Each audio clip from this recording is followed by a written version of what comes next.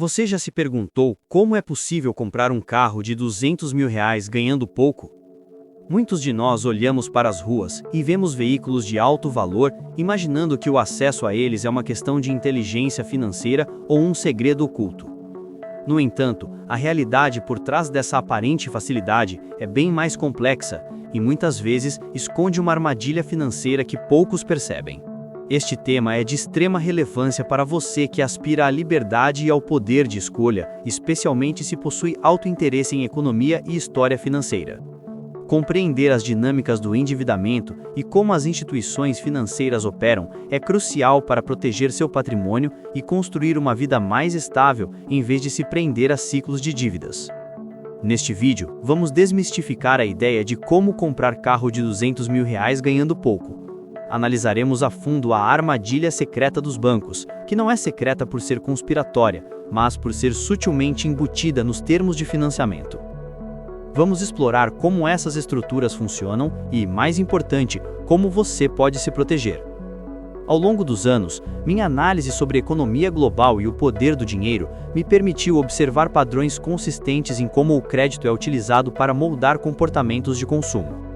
Minhas pesquisas sobre crises financeiras e estratégias de endividamento ao redor do mundo me forneceram uma perspectiva clara sobre o que realmente acontece nos bastidores. Para realmente desvendar essa ilusão e entender a armadilha secreta dos bancos, é fundamental mergulharmos nos conceitos básicos do crédito e do financiamento veicular. Prepare-se para uma perspectiva que pode mudar a forma como você enxerga grandes compras e o papel dos bancos em sua vida financeira.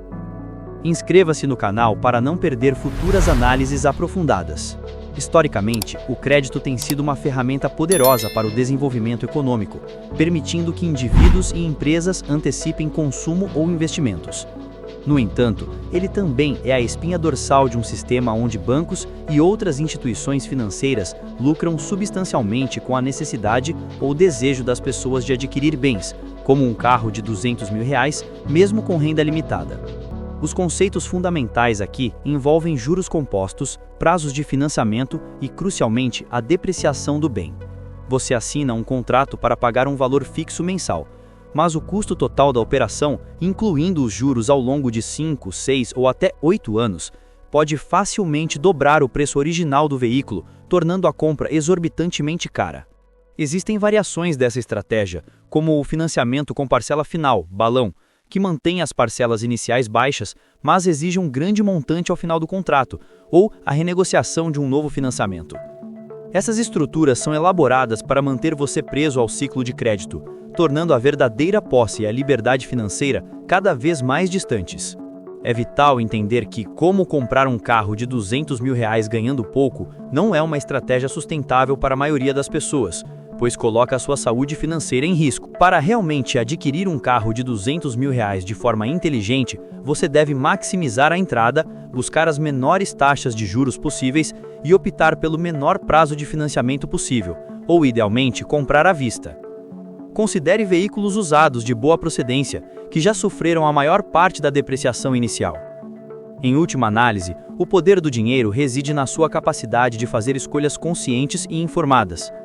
Evitar a armadilha bancária significa priorizar a educação financeira e a construção de patrimônio real. Não se deixe levar pela ilusão do consumo imediato. A verdadeira liberdade financeira vem de controlar suas finanças e não de ser controladas por elas, permitindo que você atinja seus objetivos de longo prazo com segurança e inteligência.